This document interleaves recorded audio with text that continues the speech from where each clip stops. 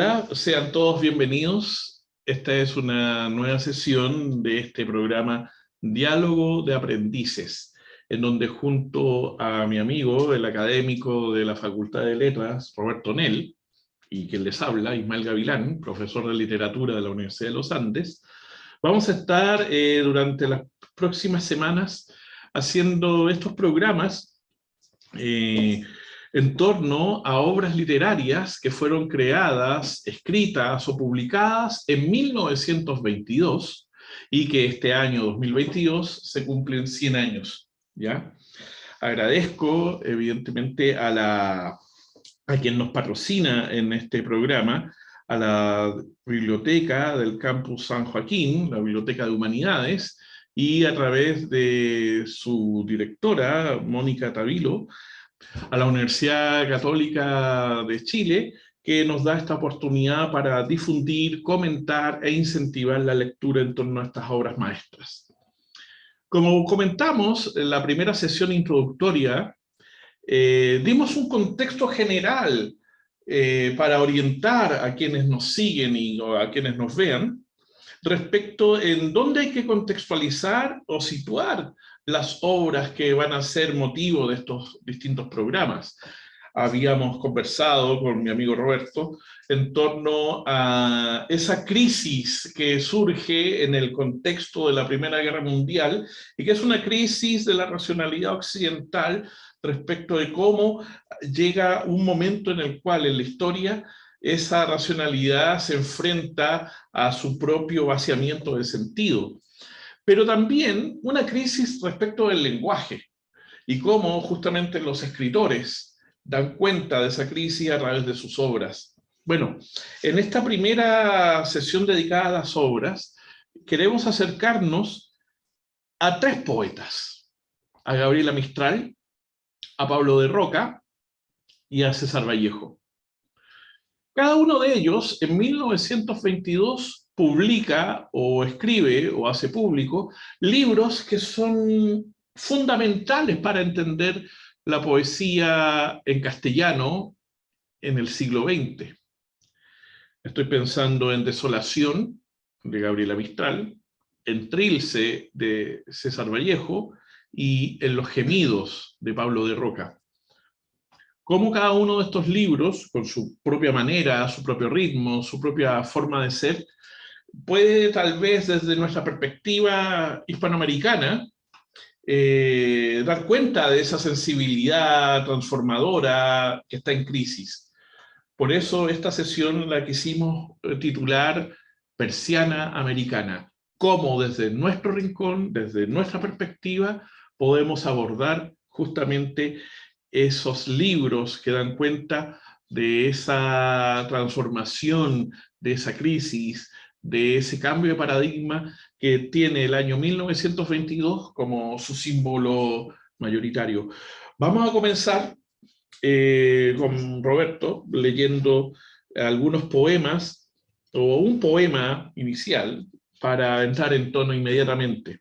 Roberto, por favor, lee sobre un poema de Trilce, de César Vallejo.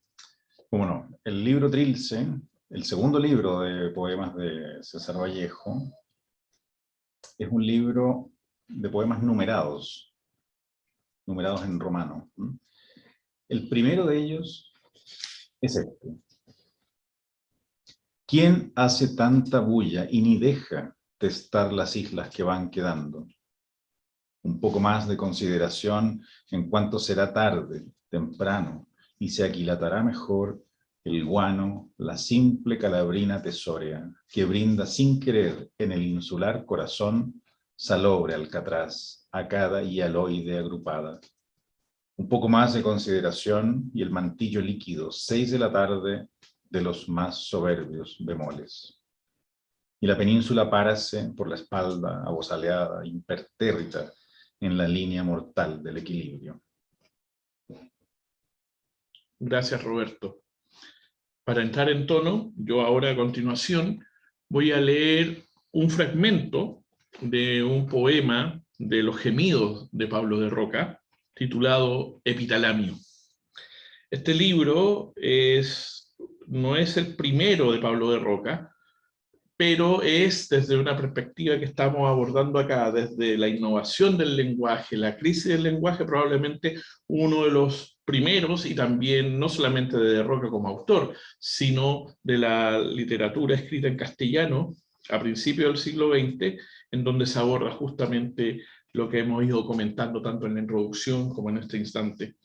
Sin más preámbulo, leo algunos fragmentos de este poema titulado Epitalamio, de los gemidos de Pablo de Roca. Gemido de animal feroz enamorado. Este cantar de cantares es la eterna canción que nos enseñó alguien en los primeros tiempos y aún cantamos.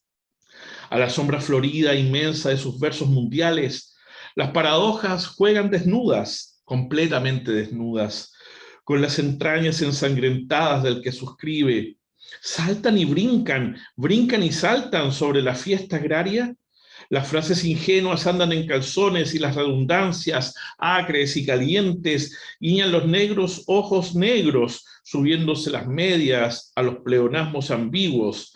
Hay letras con el vestido a la rodilla y peto azul, sobre el calzón infantil ya preñadas,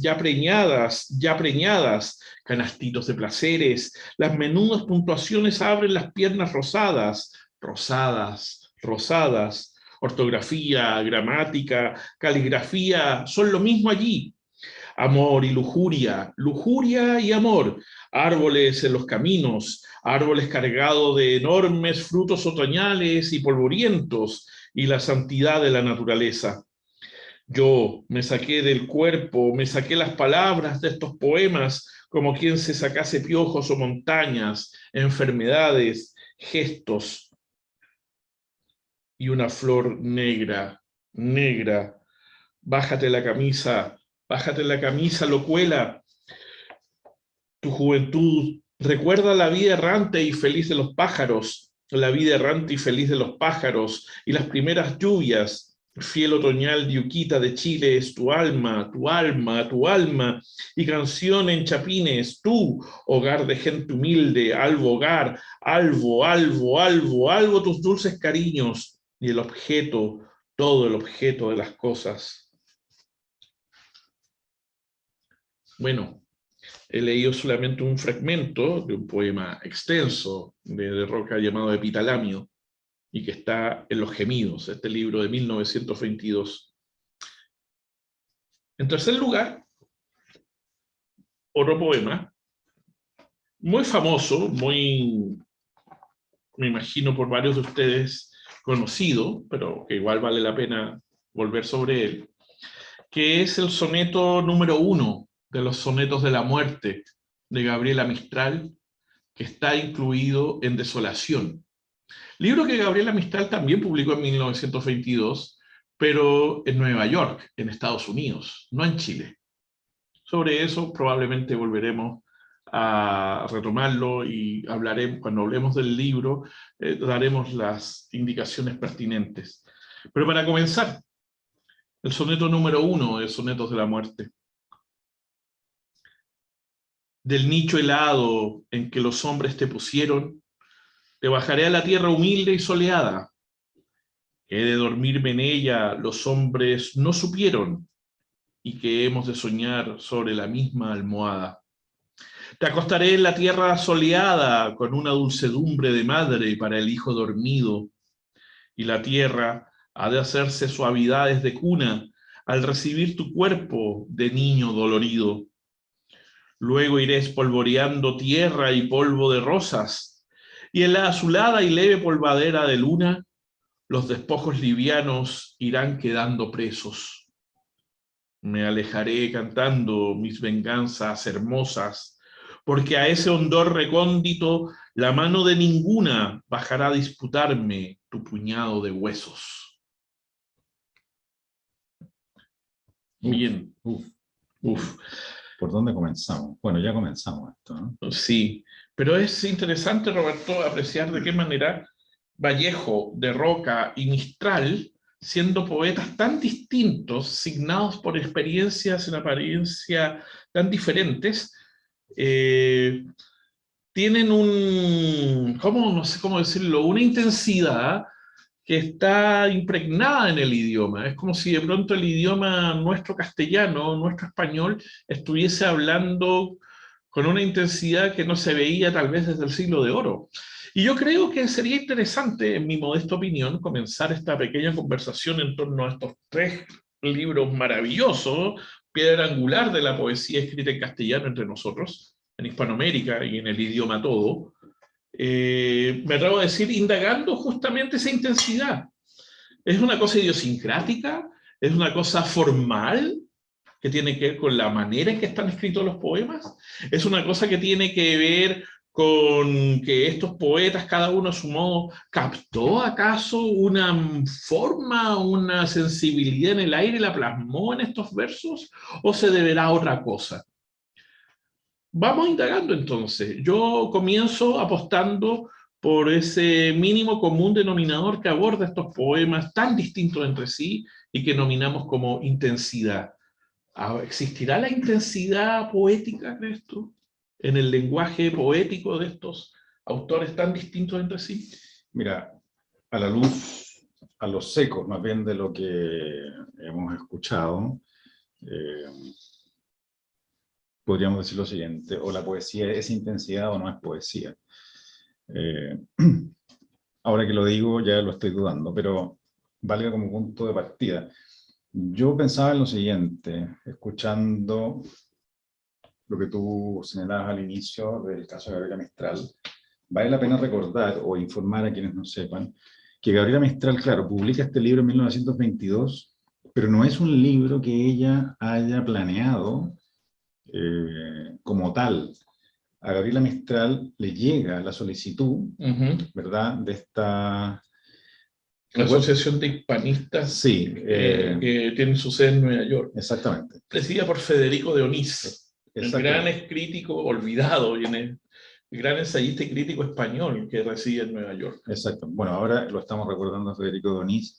Él, entre otras personas, estaba como, podríamos decir, siguiendo el trabajo de Gabriela Mistral. Ella publicaba sus poemas en diarios y revistas. Sí. ¿Verdad? Ella se veía a sí misma como una maestra de escuela, que además escribía poemas, ¿sí? Pero ella se infiere de toda esta historia, bueno, ella después lo va a decir explícitamente, no tenía entre manos el proyecto de seguir una carrera literaria, de hacer carrera de autora, digamos, de poeta, ¿no? Por lo menos hasta ahí. Entonces, esta gente que la venía siguiendo le dice: oiga, queremos ver su libro. No, es que no tengo libro, pero haga un libro. No me interesa por ahora, gracias. Estoy simplificando una conversación que duró mucho tiempo, ¿no? Pero ella después se viene, hace el libro, lo manda y surge en 1922 con ese título, ¿no? Los sonetos de la muerte, según sabemos, datan de 1914. Sí. O sea, 8 años antes, con ella con 25 años de edad, más o menos, ¿no? Con lo cual gana los famosos Juegos Florales de la Municipalidad de Santiago y que la catapulta a una fama, entre comillas, llamaríamos hoy en día mediática, ¿no? Sí, sí, nacional. Nacional. Pensemos lo que la población chilena en 1914, cuánta gente era, no tengo el dato, y de esa gente además cuánta gente leía. Y de la que leía, cuánta leía poesía. O sea que estamos hablando de muy poca gente, pero de todos modos, en el ámbito literario o en el campo cultural, como se dice, de acuerdo a cierta inclinación teórica, en el campo cultural, o sea, ya había un campo cultural, puede ser todavía en ciernes, pero en ese espacio ella adquiere un cierto reconocimiento. Sí. Vamos a ver en otra ocasión probablemente los ninguneos a Gabriela Mistral y tal, pero ella ganó un concurso de poesía nacional. Eso no es ningunear a alguien. No, eso no, y quiero hacer hincapié en eso. ¿En qué sentido? Disculpa que te interrumpa. Porque yo creo, porque si tuviésemos una máquina del tiempo y pudiésemos ir a la década de 1910 hasta 1920, esa década del primer centenario, ¿no? Sí. es sumamente interesante ver de que la Mistral no ocupa un lugar menor. Yo lo veo en tres fenómenos. Primero, el fenómeno de que haya ganado este concurso, que hoy en día tal vez cuesta entenderlo, pero que en esa época estos concursos que todavía tenían un halo medio provincial, un poco infantil en cierto sentido, Como entre escolar y provincial, ¿no? claro, pero que tenía una virtud de aglutinar a una comunidad, porque no era cualquier tipo de concurso, era un concurso convocado en el teatro municipal, asistían autoridades civiles, eclesiásticas, a lo mejor de la sociedad cultural de la época, y por lo tanto la sensación de una pequeña tradición que venía tal vez desde el siglo XIX, en donde todavía es posible concebir al poeta como parte de una comunidad y que esa comunidad le reconoce su labor a través de un galardón, ¿ya? Sí, claro, lo que los antiguos llamaban el poeta laureado, En ¿no? cierto sentido, Con con las matices, por supuesto. adaptaciones del caso, Pero ¿no? fíjate tú, lo segundo, la Mistral en ese momento, entre 1914 hasta que publica Desolación, o le publican Desolación el 22, es leída, es admirada por lo que podríamos denominar los poetas de mayor importancia en ese instante. Pedro Prado, Manuel Magallanes Moore, por ejemplo, todo el círculo que está alrededor de lo que se va a denominar el grupo Los 10, ¿ya? Y de un jovencísimo crítico literario que después va a tener otra, va a devenir hacia otro lado, que es Alone, Claro que ¿ya? sí. Y en tercer término, que no deja ser menor, en 1917 se publica la antología Selva Lírica, y en esa antología está incluida la Mistral de una manera preeminente. No es una mera voz cantante de una chica joven de veintitantos años que escribe poemas, sino que ocupa un lugar preeminente junto a una joven también, Winnet de Roca, en ese contexto, de manera muy primigenia.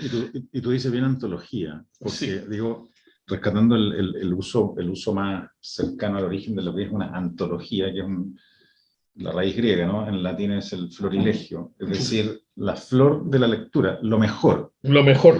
Sea lo que sea lo mejor, pero hay alguien, el antologador o la antologadora, que hace una apuesta y trata de justificarla diciendo, bueno, esto es lo más granado que hay. En el fondo, esa selva lírica con Mistral entre medio, ya significa no solamente ese gesto, ¿no? Pero es un gesto más que significa reconocimiento, validación, publicidad de este nombre y de esta obra.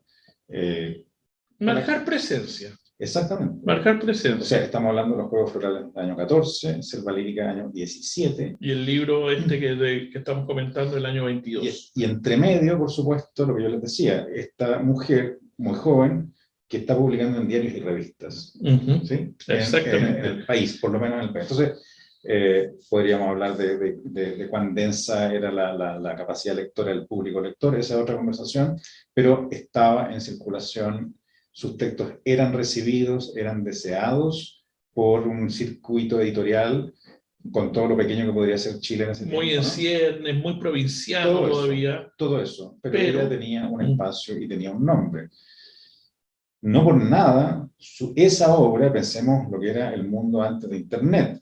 Nosotros lo conocimos, ¿no? Claro. Pero para quienes nos escuchan y que no nacían en esa época, puede ser más difícil.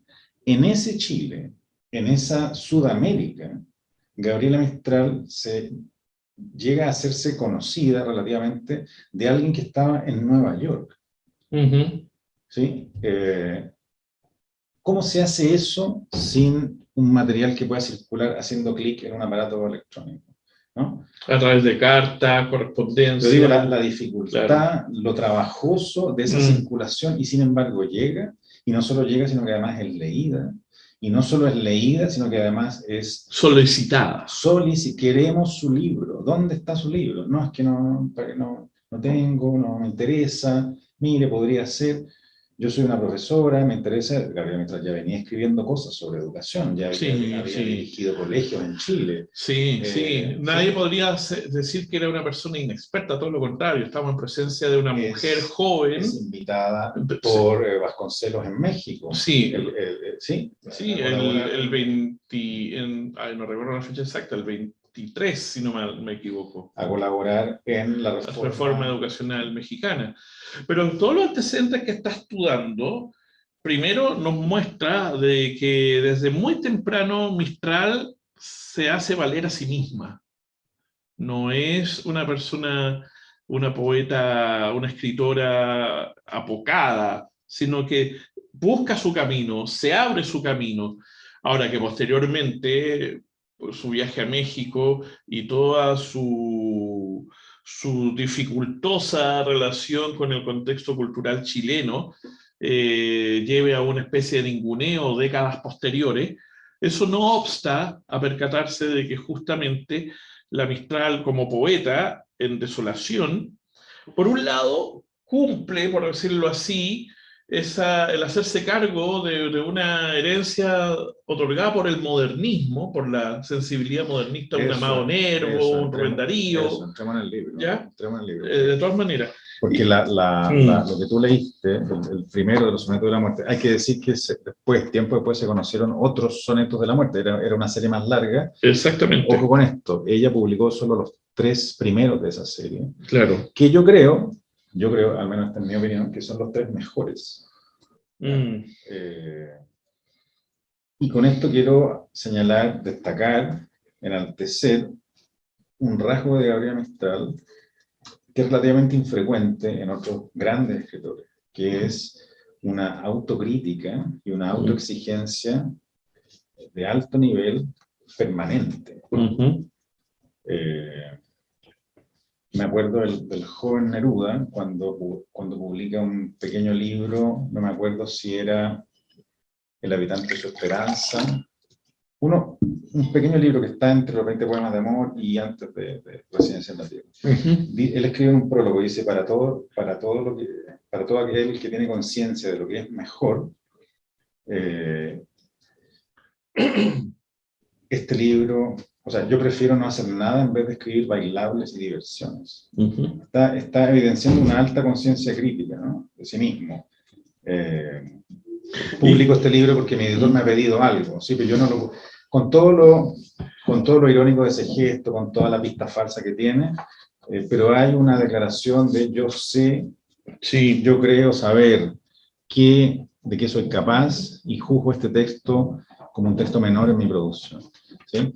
Lo que va a ser el mismo Neruda ya de viejo, va a ser justo lo contrario, pero eso en algún momento podríamos destacarlo también, ¿no? Donde la autocrítica parece que descendió a niveles muy inferiores de lo que él mismo hizo y proclamó en su juventud y primera madurez. En cambio, Gabriela Mistral, para volver a ella, a mi juicio mantuvo esa autoexigencia en alto. Permanentemente. Entonces, hay 3 sonetos de la muerte en Desolación, los llamados sonetos de la muerte canónicos. Los otros 3 se han conocido en otro tipo de publicaciones. Y tú decías el imaginario del modernismo, yo te decía eso, entremos en el libro. Hay en este libro, y en los sonetos de la muerte en particular, claro, hay un imaginario modernista. ¿Qué queremos decir con esto? Grosso modo, hay una sensibilidad, digamos, entre la persona y el mundo, y una manera específica de registrarla, ¿ya? Ahora, al registrarla, se recrea. Volvemos a hablar de la experiencia del lenguaje, ¿sí? La transcripción nunca es una mera transcripción. Entonces, está acá en los sonetos de la muerte, diríamos, una especie de semántica de lo sagrado. En el soneto 3, ella habla con el Señor, ¿sí? Y yo diré al Señor, por las sendas mortales le llevan, etc. Arráncalo, Señor, a esas manos fatales. Hay un diálogo entre la persona y Dios, por ejemplo. Eso en el contexto de un ser humano que no ha cortado los vínculos, no ha cesado de conversar con su Dios, los dioses diríamos un poco a la romántica, ¿no? Eso está en primer plano. ¿Sí? Eso está en primer plano como lo estuvo en la poesía, en la mejor poesía del modernismo. Digamos, el mundo de esta poesía no es un mundo secularizado, es un mundo religioso mira, que puede ser heterodoxo, pero claro, que tiene una sensibilidad religiosa que no está entregada como a la modernidad. Exactamente, cuando ella habla de la tierra soleada con una dulcedumbre de madre para el hijo dormido. Podríamos, claro, a nivel retórico uno dice, bueno, aquí ella está haciendo una personificación. La tierra ha de hacerse suavidades de cuna al recibir tu cuerpo de niño dolorido. Bueno, ahí hay otro sema, hay otra semántica que puede estar sugerida, quizás no abordada en plenitud, de la tierra, la materia, sí, los elementos lo que posteriormente animados, sí, no como mero recurso inerte, digamos. Exactamente, ¿no? Y es sumamente interesante la observación que haces porque ya en estos primeros poemas que se aglutinan en Desolación, es posible entrever esa sensibilidad material que la mejor crítica disponible ha destacado permanentemente en la amistad en libros posteriores, como Tala o Lagar, por ejemplo. Pero yo también quería dar una vuelta de tuerca sobre el asunto, porque Desolación está cargada de Cristos, sí. Está cargada de reminiscencias hebreas, está cargada, hay alusiones al Antiguo Testamento, sí, al Nuevo Testamento. Aparece Job, aparece Ruth, aparecen una serie de personajes.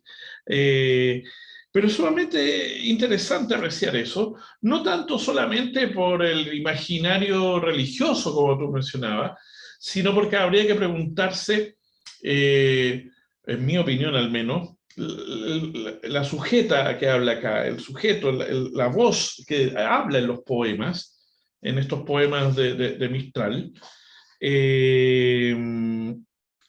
a diferencia de lo que podríamos denominar un modernismo más clásico, es de un lenguaje áspero. Ya se nos muestra cierta aspereza. Espérame, para poder entender, entender mejor eso. Quizá haya que apuntar lo siguiente. En parte, la experiencia de escribir poesía en el modernismo, y volvamos, por favor, a pensar en Rubén Darío, que fue un fundador en diversas líneas, niveles, ¿sí? Consistía en buena parte, la experiencia de escribir poesía en el modernismo consistía en buena parte en producir una armonización sonora. Un efecto sonoro. De la mano de diversos patrones métricos. ¿Sí? De acuerdo. Rubén Darío, a mi juicio, no sé si es el que más lejos ha llegado, pero yo los indicaría de todas maneras como uno de los que más lejos ha llegado en diversificar ese repertorio técnico de la poesía métrica o metrificada, ¿sí? Con lo cual demuestra, entre otras cosas, que la métrica, esto hay que decirlo muy en el siglo XXI, no tiene mucho sentido decirlo hoy día esto, que la métrica no solo no era un impedimento para escribir en verso, sino que era un facilitador y un motor. Sí. ¿Sí? Digo esto porque ya hemos conocido el verso libre, el versículo, la desilusión de las formas, sí, el poema en prosa, las palabras salpicadas en la página, todo eso podría estar muy bien, hay que ver caso a caso, por supuesto. Pero con Rubén Darío vemos una especie de explosión de la forma métrica. Rubén Darío practicó todos los metros disponibles y se aventuró con otros que son muy suyos, ¿sí? Ahora, el efecto en general al que eso aspiraba era el de una eufonía en diversos planos. Fónico, la combinación de consonantes y vocales de acuerdo a la semántica de las palabras, o sea, no solo referirse a algo, sino que además reproducirlo sonoramente. Eso, otro nivel sería el nivel rítmico, donde tiene mucho que ver la acentuación del verso, cómo se trabaja eso. Un caso que a mí me asombró muy tempranamente en Darío es ver, por ejemplo, muchos endecasílabos sin la sílaba en la sexta. sin acento, perdón, en la sexta sílaba. Algo infrecuente que Darío volvió frecuente. Era un modo alterno de trabajar esa métrica específica.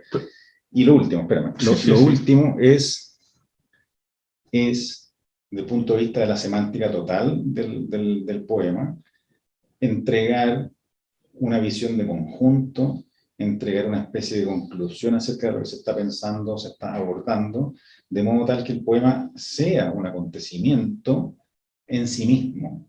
¿Sí? Ahí hay un asunto... Y ahí, con esto redondeo, sí. Y ahí hay una autoconciencia de los poetas acerca de su propio trabajo, la conciencia de estar trabajando, estar produciendo pequeños objetos que pueden tener dignidad propia, es decir, de los cuales el escritor puede tomar alguna distancia y no estar hablando por ello. Yo quise decir esto, es que mi obra significa esto, es que esto tiene que contribuir a tal causa.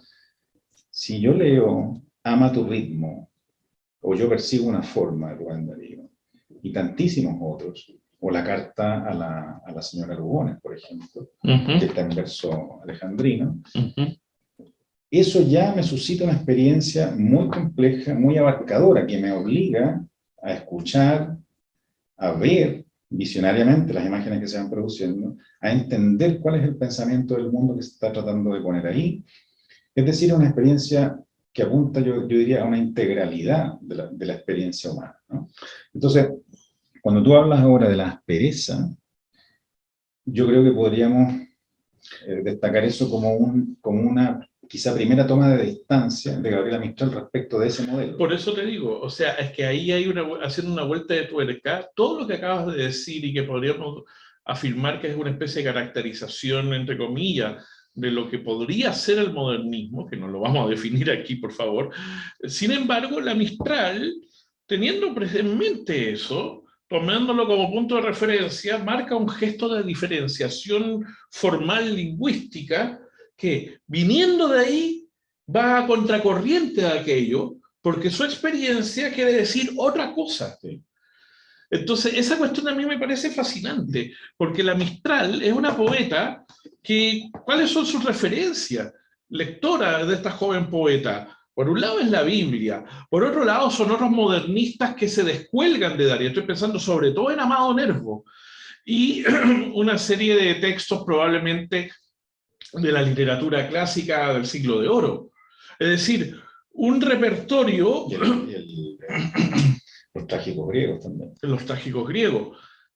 Es decir, un repertorio relativamente... que no es explícitamente moderno. No estoy diciendo con esto de que ella probablemente no haya conocido a Paul Verlaine, por ejemplo, o haya conocido a Baudelaire. Yo creo que los conoció en este momento de juventud, de formación, pero tal vez a semejanza de lo que va a suceder a posteriori, en los años 20, a partir de los años 30, con la así llamada poesía de vanguardia, de la cual ella toma distancia, se debe probablemente a eso, de que ella no va por una acumulación histórica, en el sentido de progreso, ya, esto supera esto supera esto otro, y hay como una idea falsa de avance hacia una especie de una poesía, una poética de lo nuevo. No, todo lo contrario, yo creo que una de las gracias de la Gabriela Mistral, que comienza en Desolación, es justamente en indagar, explorar a contracorriente de ese preciosismo, de ese equilibrio dariano, buscar la fisura para introducir justamente primero, buscar su propia personalidad poética, y segundo, buscar la excepcionalidad que la diferencie formal y estilísticamente de lo que hasta ese instante imperaba, que es ese, llamémoslo así, cierto preciosismo. Sí. Y por eso, si tú te fijas, ¿ya? Varios poemas de Desolación, así los puedo mencionar, El Suplicio, por ejemplo, A la Virgen de la Colina, Credo, o Mis Libros, por mencionar 3 o 4 así a vuelo de pájaro, uno los lee y uno podría decir, sí, son poemas en verso medido, pero es como si uno estuviese leyendo poemas de un lenguaje de un castellano que no es el castellano inmediatamente comunicativo de su comunidad No. social, ni tampoco de su propia sociabilidad literaria que está en ese mismo instante comenzando la aventura vanguardista, sino que es un lenguaje que te dice, bueno, fíjate, solamente un botón de muestra del poema Credo. Creo en mi corazón, ramo de aromas que mi Señor como una fronda agita, perfumando de amor toda la vida y haciéndola bendita.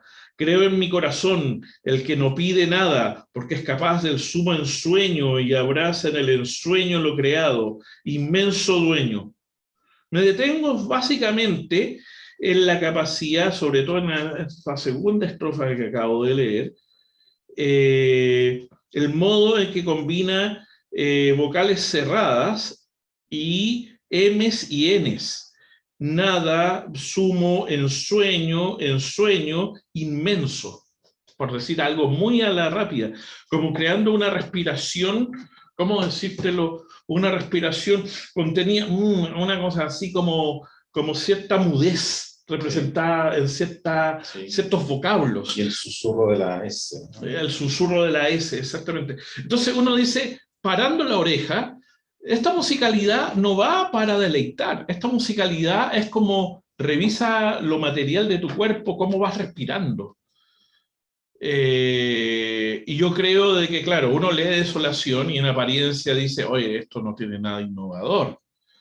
Ya 1922, están comenzando las vanguardias, pero, esa es una visión, en mi modesta opinión, sesgada o parcial del asunto, porque lo innovador de la Mistral, pienso yo, ya en un texto primigenio como Desolación, es justamente esa capacidad para comenzar a indagar en la búsqueda de esa aspereza que va a caracterizar al lenguaje de la poesía escrita en nuestro idioma durante buena parte del siglo XX. Y sus libros posteriores. Y en sus libros posteriores. Tala ¿ya? Y Lagar. Tala y Lagar.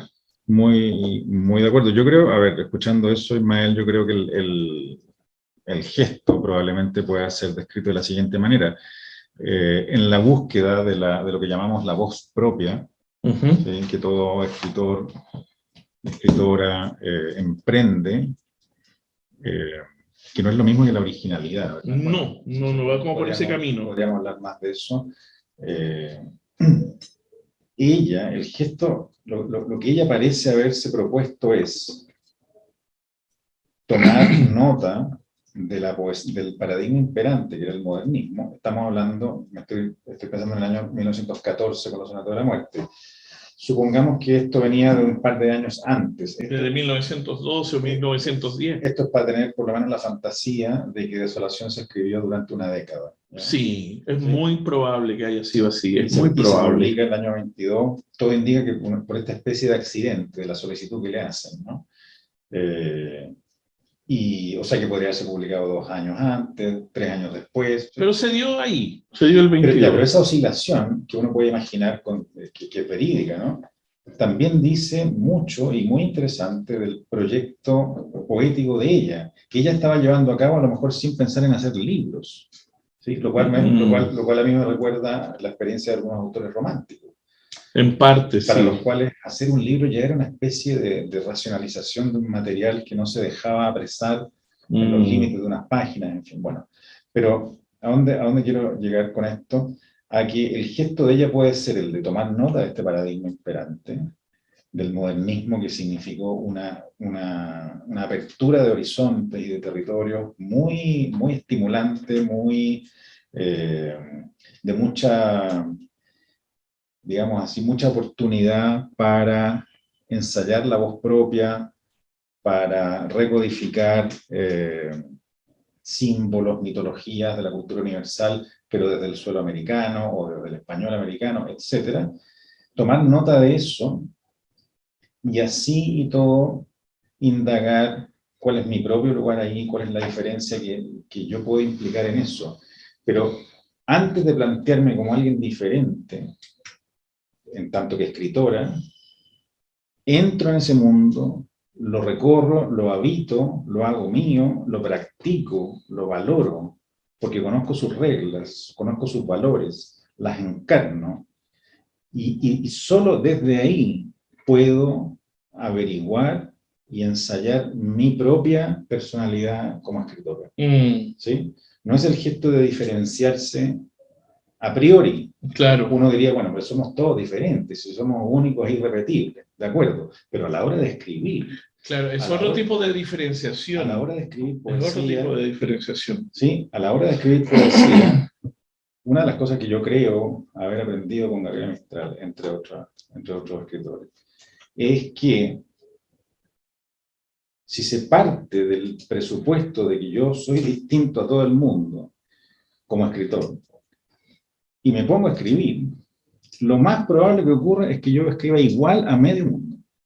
En cambio, cuando la opción de entrada es la contraria, es decir, voy a imitar, pongámoslo así, un poco de la manera de los pintores que van a los museos a copiar, ¿sí? Como entrenamiento, ¿no? O como los poetas antiguos que escribían los poemas a la manera de, ¿te acuerdas? Sí.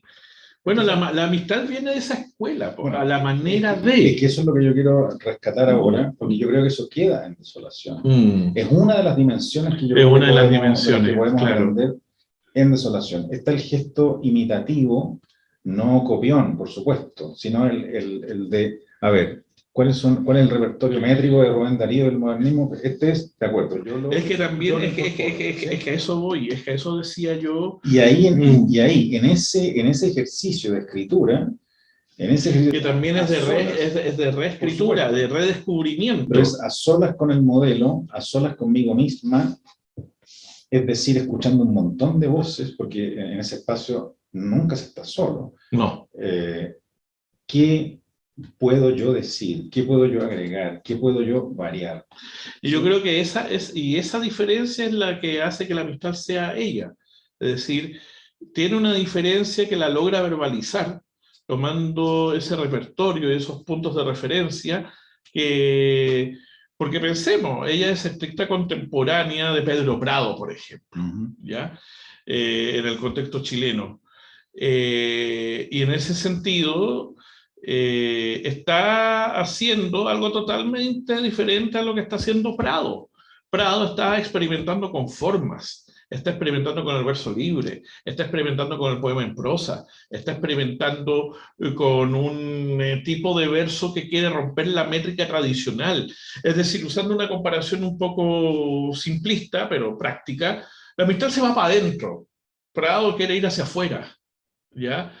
Prado está buscando fuera de, la amistad quiere retrotraerse hacia adentro, ¿ya? Y en ese sentido me parece que esa capacidad que ya está mostrando en Desolación de meterse en los intersticios de un lenguaje heredado para buscarle la fisura y a través de esa fisura abrir el asunto y escribir un poema que sea, por un lado, súper similar a lo aprendido, pero al mismo tiempo radicalmente diferente.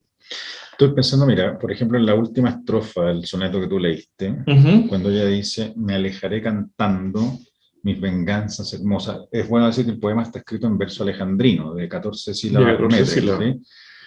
Me alejaré cantando mis venganzas hermosas. Ya a muchos esa aseveración ya les parece inquietante, las venganzas hermosas, ¿no? Hay una cosa muy de Ménade, por decirlo en esos términos. Sí. Hay una cosa muy antigua, muy... Por eso mencionaba yo los trágicos griegos. Sí. Muy de Medea, no sé, hay algo ahí. Hay algo ahí. Este embellecimiento de las venganzas, me alejaré cantando. Es el canto del poeta, de la poeta, pero también en el habla coloquial, me atrevo a decir. Cuando uno dice estar cantando, en general, eso connota una cierta liviandad de conducta, digamos, ¿sí? Una cierta... Todo lo contrario de lo gravitante, de lo grave. Cuando uno se pone a cantar, empieza como a elevarse. Me alejaré cantando mis venganzas después de haber hecho lo que hizo, que era lo que tú leías, ¿no? Esto de acostar el cuerpo del amado. Este cadáver, ¿no? Y dice, porque a ese hondor recóndito, la mano de ninguna bajará a disputarme tu puñado de huesos. Yo solo quiero subrayar lo siguiente, en ese verso, porque ese hondor recóndito, ese segmento, que es el primer segmento de 7 sílabas métricas, la mano de ninguna es la mitad siguiente. Ella hace algo sumamente infrecuente desde el punto de vista técnico, que es poner un primer hemistiquio, la primera mitad del verso alejandrino, con terminación esdrújula. ¿Sí? Porque hace un do recóndito, ahí hay que contar 7. Termina con esdrújula, repito, pero además hay una reiteración de R's y esta especie de quedar rebotando la voz. ¿A dónde quiero contar con esto? Eso es sumamente estridente, es una especie de incorrección desde el punto de vista de la eufonía modernista.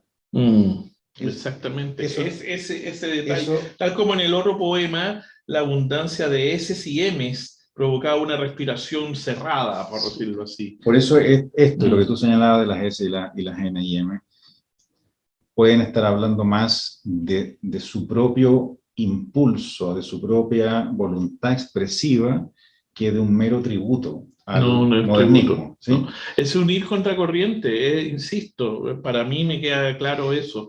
Mira, ¿por qué es un do recóndito la mano de ninguna? Ese verso, que es un verso alejandrino perfecto, digamos, la normativa de la métrica permite eso, y ella lo cumple sin ningún problema. Sin embargo, el verso suena estridente en la mitad, y está como a punto de desarmarse por este efecto desestabilizador de la esdrújula al medio. Entonces, ¿es alejandrino? Sí, pero está como a punto de disgregarse eso. Eso es lo que quiero destacar, como un juego dentro de las reglas, pero al mismo tiempo llevándola a un cierto extremo. Y en la medida en que se lleva a cierto extremo, ya estás diciendo algo diferente. Exactamente. Este es mi propio juego. O sea, estas reglas me han dado, estas reglas heredamos, perfecto, vamos al juego. Y en ese esquema, yo muestro que se puede hacer otro juego. Y el día de mañana, y esto lo vamos a ver después, sobre todo en Tal y Lagarde, lo veríamos, ¿no?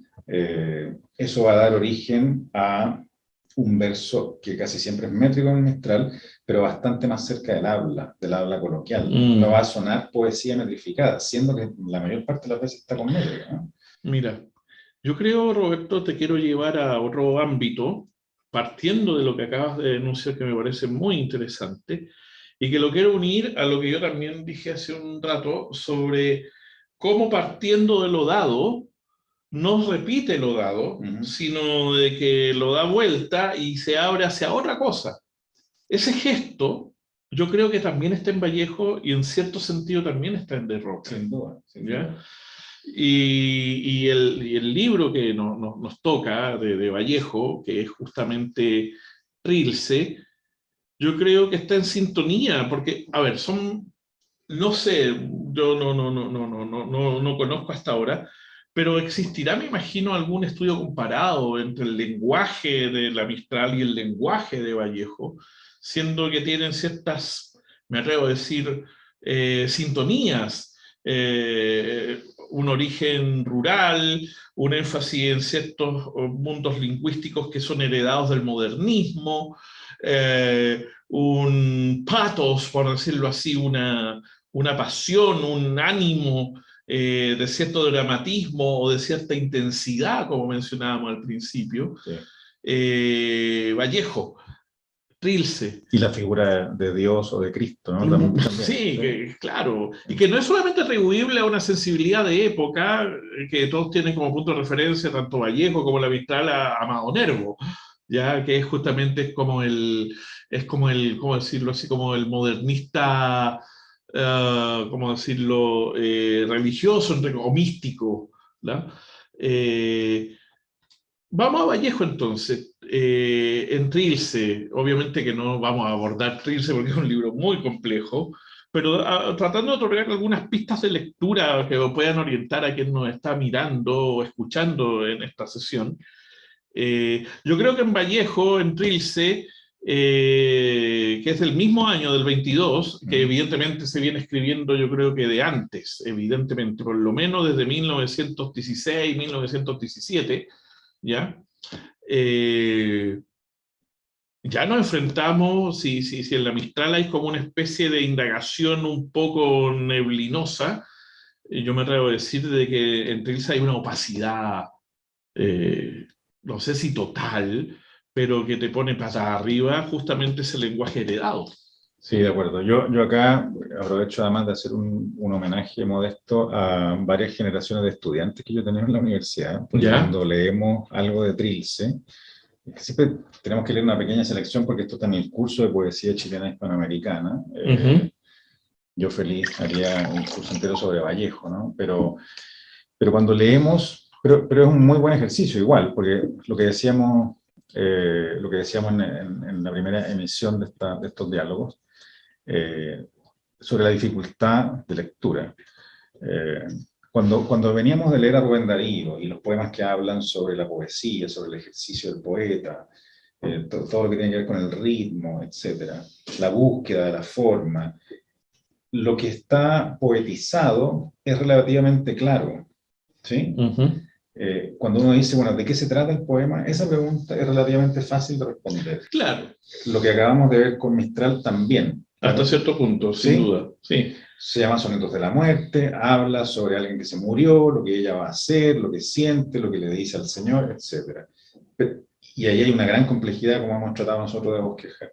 Sin embargo, el objeto de la poetización o la experiencia parece estar muy clara. Sin embargo, insisto, en Trilce ya esa pregunta es difícil de responder. sí.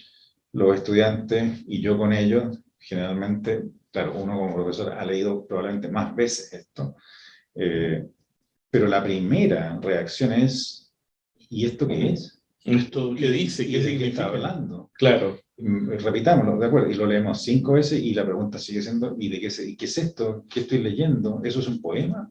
Sí, no, ¿por qué? Pero no lo entiendo. ¿Cuál es la experiencia? Entonces, hay que trabajar más en ese sentido, probablemente sí, eh, pero ya esa dificultad nosotros la hemos apuntado, digo nosotros con los estudiantes, la hemos apuntado como una primera característica de esta poesía. El objeto poetizado parece hurtarse a la... Sustraerse. Se nos escapa, se nos arranca. Se nos arranca. El qué del poema, de qué se trata, de qué habla, ya es difícil de asir. Lo cual, paradojalmente, nos pone una facilidad ahí muy cerca, que es, parece que el lenguaje mismo se está interponiendo. Mm. Entonces, ¿no será que el poema o esta experiencia de la poesía de Trilce, en verdad se trata principalmente del poema, del lenguaje Uy, poético? no es descaminada esa manera de Recuerdo lo que tú leerlo. decías en la emisión anterior Sí. acerca de la problematización del lenguaje, la crisis del lenguaje, Sí, ¿sí? sí. O sea, evidentemente en Trill se evidencia una mezcla entre crisis y experimentación. Me inclino más por la crisis que por la experimentación. Vallejo era bastante reacio, y tenemos muchos testimonios al respecto, Sí. de engolosinarse por el mero experimentar. No, ahí hay algo vacío, algo medio hueco que no. Vallejo tiene una densidad. Que quizá, no sé si será forzar a Vallejo, pero dime ¿Ya? tú, quizá se puede considerar en ese sentido como una entretención burguesa, ¿no? En la época, ¿no? No, evidentemente, si pensamos, o lo estoy tratando de pensarlo del siguiente modo, la polémica que tiene Vallejo por su compromiso existencial con la realidad, es decir, no solamente por su opción política, sino también por lo que significa en Vallejo la asunción de ciertas experiencias trascendentes que desembocan en una desesperación. Ya derechamente hablábamos en la sesión introductoria de la secularización de la sociedad, que claro, suena muy abstracto, ya la sociedad abandona a Dios, abandona la idea de lo trascendente y se seculariza, perfecto, y sigue viviendo como si nada, y somos una sociedad inmanente. Pero se nos olvida una cuestión que eso que suena tan abstracto y acorde, en un poeta como Vallejo y en otro sentido en Mistral, pero en Vallejo sobre todo, es algo muy dramático. Totalmente. Es muy dramático. Y son poetas que saben, digo, Mm. no las personas de ellos, no el Vallejo Civil o Lucila Godoy, digamos, sino sus hablantes, Mm. que la experiencia religiosa, por lo menos en nuestro contexto histórico y cultural, nunca se ha privatizado.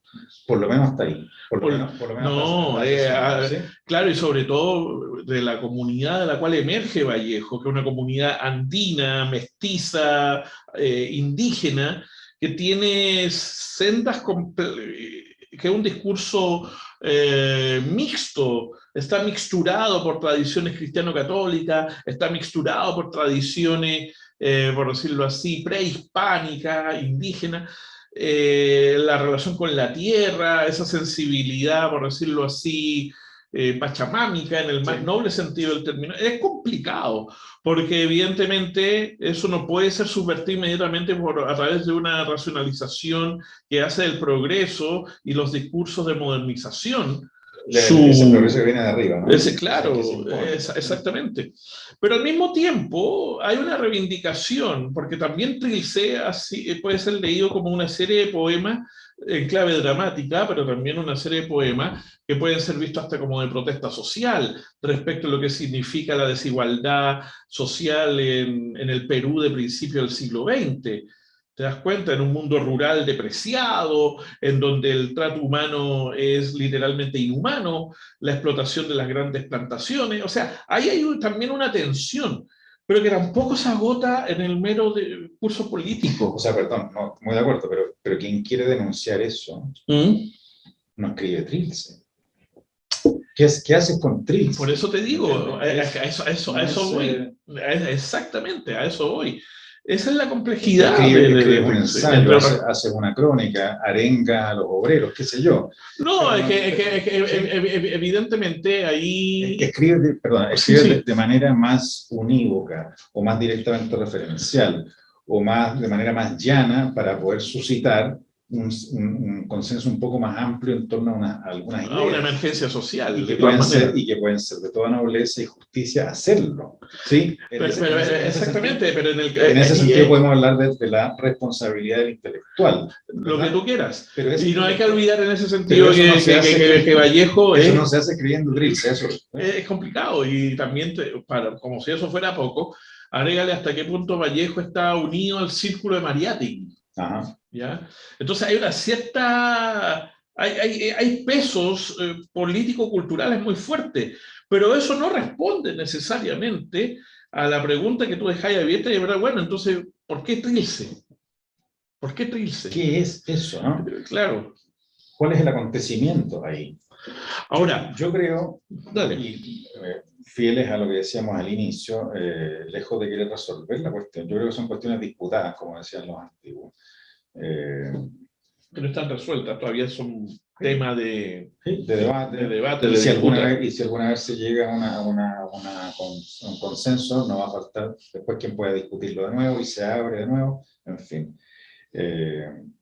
Pero para mí, al menos, Trilce es una experiencia bien radical de la escritura poética, con algunos rincones, con algunos fragmentos donde yo mismo dudo de que haya poesía, dudo de que haya resultado el acontecimiento, de que se produzca ese estremecimiento de la comprensión, de la sensibilidad del cuerpo. Por supuesto que aquí inciden un montón de factores, en qué situación vital está uno, en qué momento del día, en fin. No es lo mismo leer Trilce apretado en el metro, por ejemplo, que leerlo una noche de fin de semana con una copa de vino. No, claro, son estereotipos. Bueno, pero digo porque todas esas cosas también inciden y muchas veces las obviamos, pero cuando imaginemos la situación ideal en que están dadas todas las condiciones de las circunstancias, del propio bienestar, de salud, todo.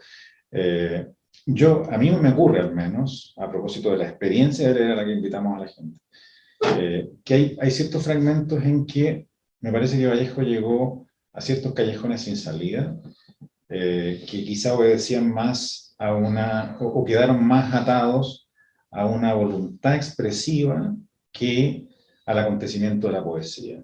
No sé si me estoy explicando con esta definición. Sí, nosotros queremos, cuando escribimos, podemos estar experimentando un impulso expresivo. Necesito decir esto. Necesito encontrar la palabra, la combinación que le haga justicia a la experiencia, al fenómeno. A veces la encontramos, a veces no la encontramos. Y lo que queda ahí es como el registro de un fracaso. Yo creo que con Trilce pasa eso a veces. O la otra alternativa para explicar ese fenómeno es que simplemente yo estoy bastante más acá que Vallejo y no llego a esa vibración, a esa sintonía. Ahora, el gesto global de Vallejo a mí me parece muy valioso, yo creo por lo mismo, que vale la pena entrar en eso, vivir esa experiencia, abrirse a eso, porque, insisto, pone al lenguaje castellano en unos extremos expresivos de los cuales no se sale incólume. No, no deja de ser interesante todo lo que estás diciendo. En cierto sentido discrepo de ti, porque creo de que esa experiencia que tiene el texto y que otorga respecto a su consideración poética o no poética, y que, si no te malentendí, da cuenta el límite al cual Vallejo lleva el lenguaje, Sí. es, en mi opinión, la evidencia de que justamente es la crisis que se encarna en poesía. Okay. De todas maneras. Ahora, lo que hay, lo que yo veo ahí en Trilce es justamente un desafío, o sea, Trilce es de esas obras poéticas que nos ponen en entredicho la poeticidad, por decirlo con esa palabreja un poco fea, ¿no? Y que, sí, ¿y a qué me estoy refiriendo? Sí. O sea, a esa manera de entender poesía que nos había heredado el modernismo, de alguna manera. Estoy pensando, por ejemplo, y esto no es algo abstracto, es algo concreto, la manera de usar adjetivos, sí, el uso de cierto fraseo verbal heredado del habla, sí. Lo áspero de cierta manera métrica que hace que se vuelva oscuro, se vuelva oscura la enunciación del poema y que de una u otra forma convoque a una polisemia extrema, que no se sepa, bueno, de qué está hablando, se abandona el referente. Por ejemplo, mira, poema 2, leo solo las primeras 4 líneas. Por supuesto. Tiempo, tiempo, mediodía estancado entre relentes, bomba aburrida del cuartel achica, tiempo, tiempo, tiempo, tiempo. Por ejemplo, eso, ¿no? Por ejemplo. Ahora, ahí veo yo esa opacidad que tú dices. Yo no puedo ver a través del lenguaje. No sé qué hay más allá, si es que hay algo, como es la costumbre que tenemos al usar las palabras. ¿Qué quiere decir esto? Lo que quiere decir es lo que está más allá de las palabras, al parecer, ¿no? Siempre buscamos un referente. Ese ejercicio aquí se frustra, ¿no? Sin embargo, eso era el poema 2. En el poema 23, hay que decir que Trilce son 77 poemas numerados en romano, dice algo como lo siguiente. Leo las 2 primeras líneas y las 2 últimas. Taona estuosa de aquellos mis bizcochos, pura yema infantil innumerable, madre. Y al final, y nos lo cobran cuando siendo nosotros, pequeños entonces como tú verías, no se lo podíamos haber arrebatado a nadie cuando tú nos lo diste. Di, mamá.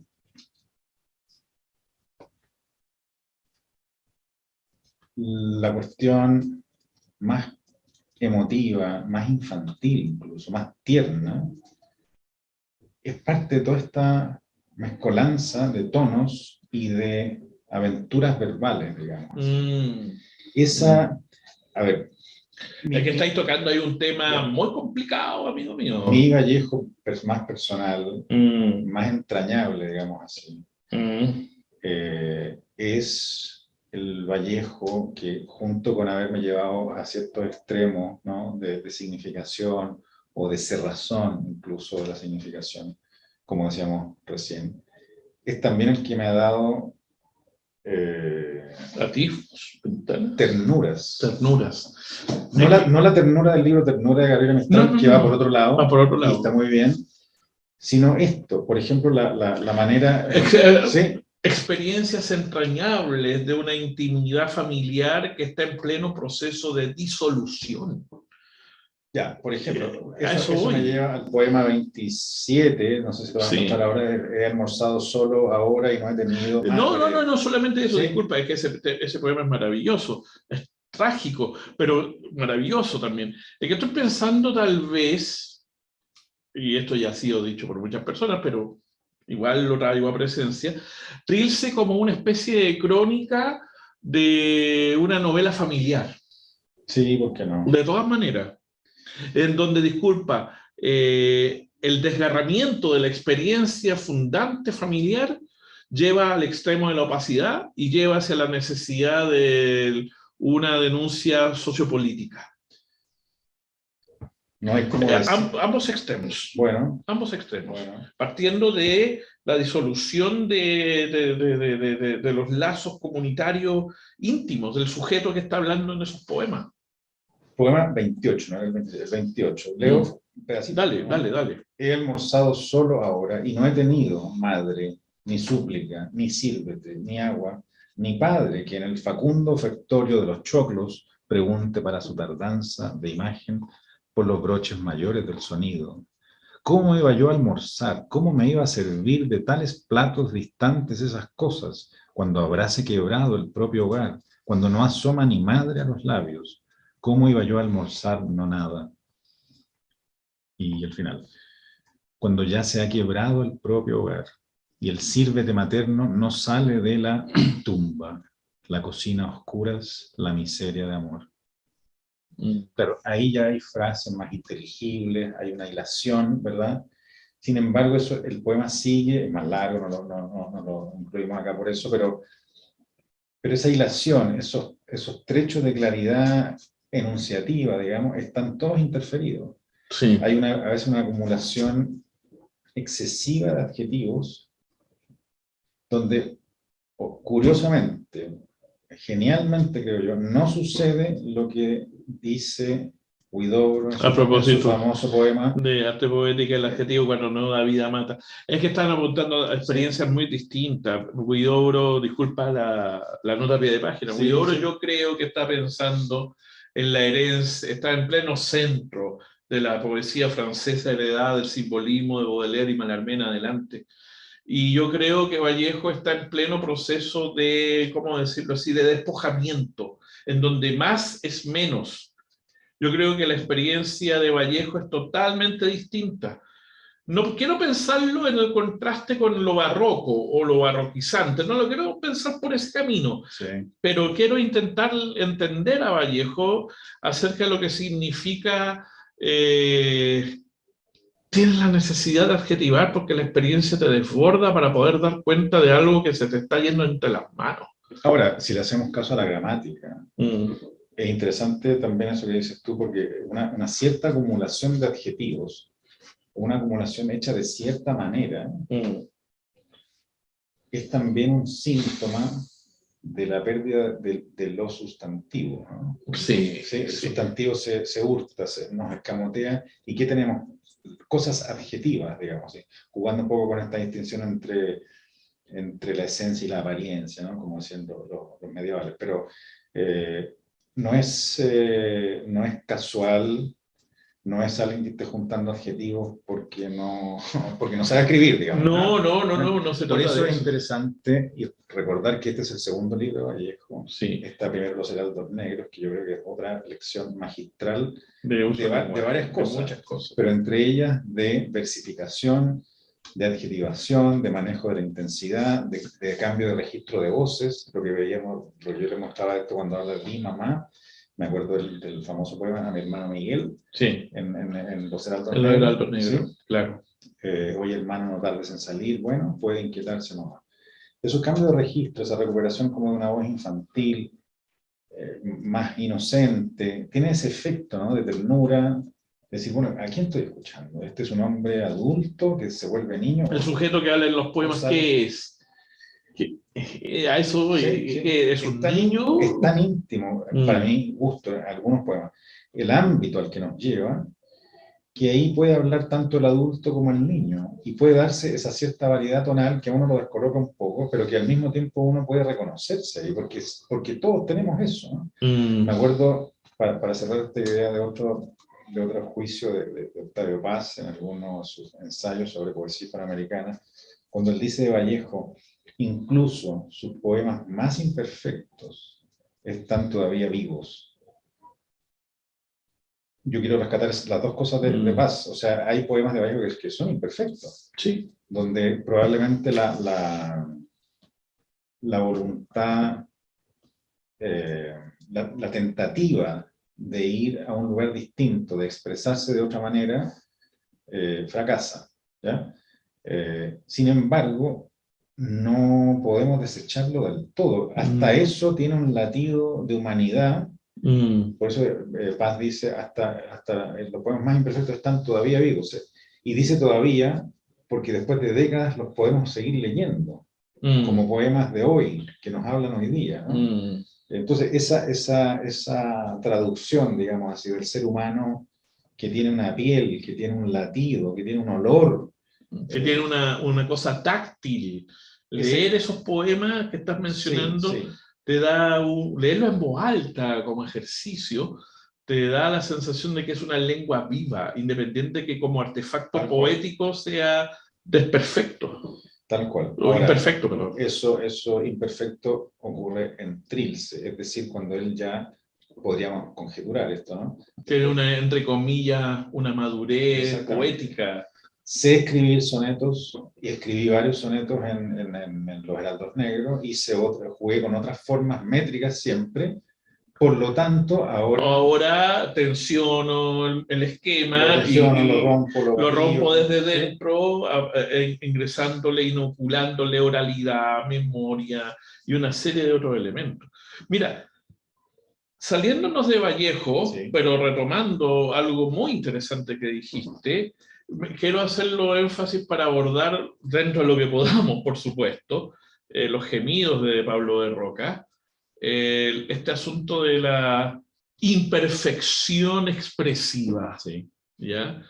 Porque si hay un poeta dentro de nuestro Parnaso chileno o hispanoamericano que ha sido sumamente criticado o hasta vilipendiado, es que Pablo de Roca es un poeta tremendista, imperfecto, que si bien es cierto en su juventud escribió algunos poemas métricos, como los que publicó en Selva Lírica hacia 1916-1917, buena parte de su obra poética está escrita en lo que podríamos denominar grandes fragmentos en prosa. Sí, claro.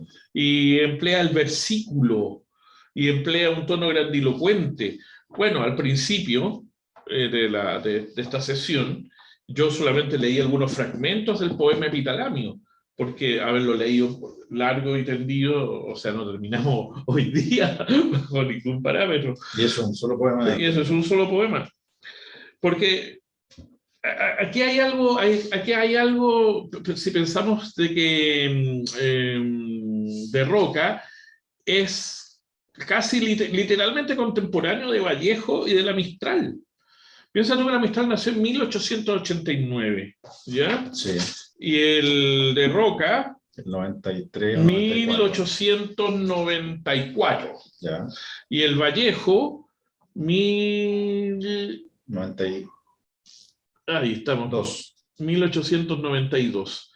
1889, 1892, 1894. Estamos hablando de poetas que nacen temporalmente, que tienen un acercamiento relativamente similar a experiencias de lectura. El modernismo, los textos religiosos, el Antiguo Testamento, modernistas menores como Amado Nervo, poetas franceses herederos del simbolismo como Baudelaire.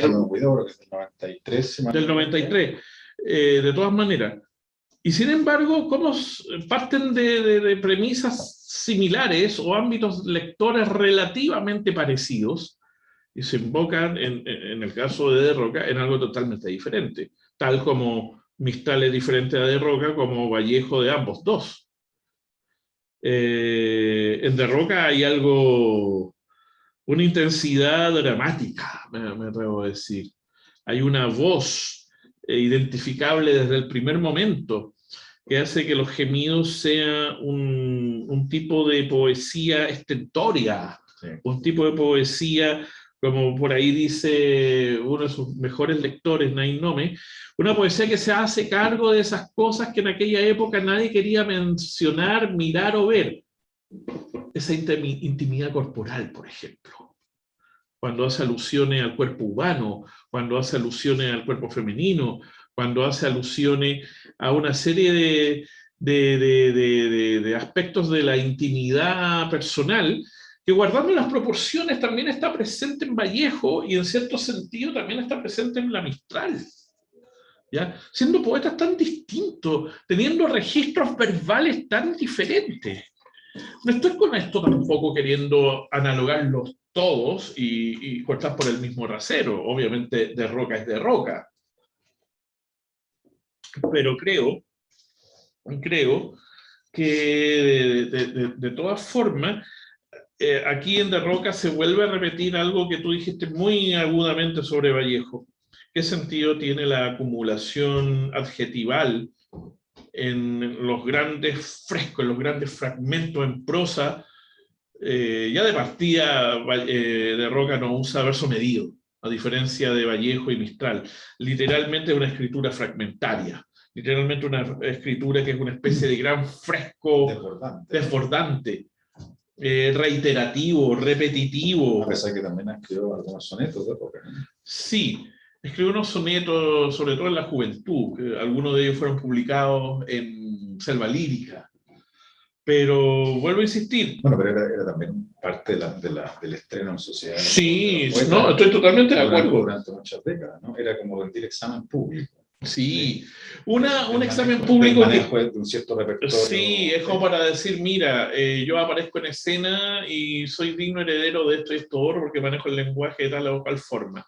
Una práctica que se ha ido perdiendo, evidentemente, porque uno piensa que hasta poetas más contemporáneos, un Tellier, no, un Oscar Jano, un Enrique Lin, por mencionar dos que se me vienen a la mente, así a la rápida, por mencionar dos tipos famosos, siguieron escribiendo sonetos. Sí, claro. ¿Ya? Incluso, claro, o poetas contemporáneos nuestros, como podría ser, no sé, por nuestro querido Rafael Rubio, todavía persiste en ese tipo de escritura poética. Juan Cristóbal Romero. O Juan Cristóbal Romero, sin duda. Pero ¿por qué lo menciono? Lo menciono porque de una u otra manera el escribir en verso medido siempre fue entendido como una carta de presentación en sociedad, como dar a entender, mira, me hago cargo de un acervo histórico, poético, y a partir de esto puedo ser capaz de continuar adelante, independiente que después persista escribiendo en verso medido. Ahora, lo que pasa es que en el caso específico de Roca, el asunto es tan radical, el quiebre es tan notable, que ¿cómo te puedes dar cuenta que poemas escritos en 1916 se pueden comparar con los poemas escritos y publicados en 1922, que probablemente estaban siendo escritos desde antes, de 1920 en adelante? Entre el 20 y el 21, Los Gemidos se publica el 22. Y es un quiebre radical. Ahora, podríamos pensarlo, o por lo menos yo lo veo así, a propósito de la prosa poética. ¿Ya? Y aquí voy a cometer, no sé si alguien lo ha pensado, no soy original, pero que me parece sugestivo. No deja de ser interesante de que justamente desde la década, desde principios de siglo, desde 1910 o antes, Pedro Prado ya estaba experimentando con poemas en prosa. Ya estaba experimentando con poemas en prosa.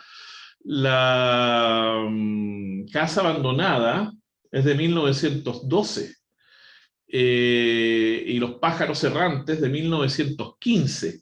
Dejo a un lado los poemas del Llamado del Mundo, porque ahí hay una mezcla métrica súper interesante entre poemas en prosa, poemas de verso largo, poemas con verso medido, El Llamado del Mundo, que es un palimpsesto formal, que es de 1913.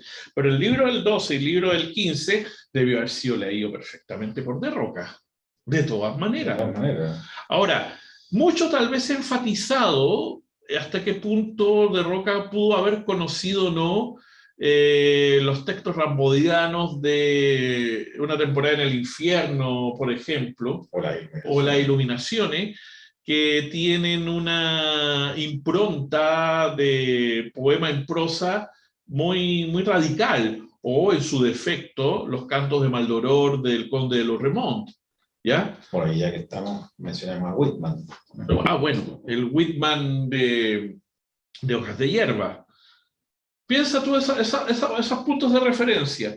Yo en lo personal no soy especialista en De Roca, pero me gustaría saber hasta qué punto De Roca conocía a un Rimbaud, a un Lauremont, a un Whitman. Probablemente a Whitman sí, pero no sé si a un Lauremont y a un Rimbaud, que incluso dentro del mundo francés, desde la misma época, desde la década de 1910, estaban siendo relativamente conocidos. No hay que olvidar de que solamente a posteriori, a partir de la década del 20, las vanguardias los van a reivindicar de manera plena. Pero previo a las vanguardias, al inicio del siglo, incluso dentro de la propia Francia, eran poetas que no eran pescados con tanta intensidad como lo iban a hacer posteriormente. Entonces preguntarse, o me pregunto como lector, bueno, De Roca, ¿habrá leído esa torrencialidad que son los cantos de Maldoror? Lo que sí yo creo es que en cuanto a formato expresivo en la prosa, todo lo que eso significa, eh, eh, disolución de género literario, el lirismo que se introduce en la prosa, la alteración de la sintaxis dentro de la prosa que no pasa a ser meramente descriptiva, la introducción por lo mismo en la prosa de una autorreflexión, de un yo que autorreflexiona y que se convierte en centro del enunciado, más que el mero observador de las cosas que están alrededor. Bueno, varias de esas cuestiones ya están implícitas en el Pedro Prado de los pájaros errantes, por ejemplo. No con la agresividad de Roca, sin duda, pero creo que ahí hay algo súper interesante. Bueno, quizá De Roca entonces cataliza todo eso, ¿no? Yo creo, me atrevo a decirlo. De Roca va a escribir la escritura de Raimundo Contreras, digamos. También, que es posterior, es del año 29. Pero a partir de los que... Va a extremar aún más. Va a extremar aún más. Va a llegar en mi modesta opinión, mira, de Roca es de esos poetas que crea personajes en el sentido de Pound, es decir, crea personajes que dentro de los poetas, por ejemplo, Raimundo Contreras, Moisés, Jesucristo, y yo creo que el sujeto, el personaje, el macho anciano. el macho anciano, el personaje que está dentro de los gemidos es Pablo de Roca. Es el propio Pablo de Roca. Podríamos, guardando las proporciones, tal como hablábamos en Trilce, de Vallejo, que podría ser leído como un ciclo poético que da cuenta de una historia, una novela de familia, sí. Me atrevo a decir de que varios pasajes de Los Gemidos, en esa forma desaforada, es una especie de autobiografía poética, guardando las proporciones. Algo similar a lo que, cuando digo autobiografía poética, no estoy diciendo que De Roca toma como punto de referencia su propia vida de manera explícita y la va poetizando en un sentido mimético. No, sino que estoy diciendo otra cosa, tal como nos enseñan los románticos ingleses. Por ejemplo, Wordsworth, ¿ya? Con el preludio, ¿ya? Por mencionar algo que se me viene a la mente así a la rápida. Guardando las proporciones, porque no deja de ser interesante, y ahí me entra Whitman para De Roca, es decir, el yo que enuncia en Hojas de Hierba es un sujeto que está, no es el Walt Whitman de carne y hueso, es un personaje, ¿cómo decirlo así?, poético, majestático. Yo creo que hay algo de ahí. Quien toca este libro toca un hombre, ¿no? Exactamente. Y yo creo que el de Roca, el joven Carlos Díaz Loyola, que ya es Pablo de Roca, inventa una biografía en clave poética, con todo lo que eso significa, una épica personal. No hay que olvidar, a veces se nos olvida, y yo creo que en la pasión romántica de mitificar a un héroe, que es muy propia del romanticismo, sobrevive postmodernismo en este momento de crisis que estamos situándolo en la década del 20, como una especie de reivindicación de un sujeto poseedor de poderes especialísimos, un don de lenguaje, un erotismo desbordante, una autoconcientización respecto de su propia capacidad verbal, porque es cosa de leerlo y tú te das cuenta, la repetición de los adjetivos. Sí. A ver, mira, permíteme lo siguiente. Por supuesto. Yo creo que cuando uno dice, bueno, en esa obra, la poesía de Roca es de Roca, sí, sí, porque en un sentido muy, muy llano uno diría, bueno, claro, él la escribe, ¿no? Y Sí. de dónde va a sacar de su vida, su biografía, que incluye lo que ha leído, no sé.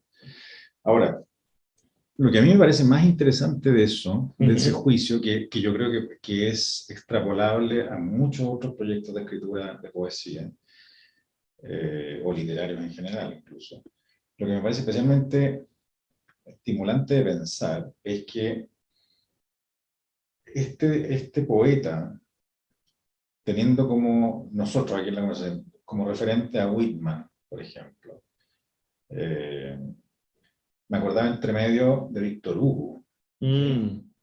como un escritor plenipotenciario, ¿no? O sea, explorar la influencia de Víctor Hugo en la poesía hispanoamericana es para hacer una tesis doctoral y debe existir, me imagino. Las novelas de Víctor Hugo, las obras de teatro de Víctor Hugo, La poesía de Víctor Hugo, ¿sí? Ya, que tiene tanta importancia para Whitman, pero también para Darío y también para Neruda. Neruda, sin duda. Entonces, bueno, pero ¿a qué voy? Voy a que de la mano del romanticismo inglés y alemán y sus sucesores, digamos, los simbolistas franceses, por ejemplo, el gran poeta Rubén Darío, el gran poeta hispanoamericano, que se sabe poeta, escribe como poeta, digo, la figura que habla en sus poemas generalmente es alguien que está vinculado a la poesía. No es el hombre de la calle, como vamos a conocer después con otros proyectos. Habla de poesía, habla a poetas, habla a otros artistas. Son, diríamos, como estaciones en una especie de proceso muy misterioso, porque esta gente, que yo sepa, nunca se puso de acuerdo, en que se va elaborando, y podríamos decir que con De Roca ocurre eso, según entiendo lo que tú planteas, de elaboración de un yo gigantesco. ¿Sí? Ahora, ese yo gigantesco,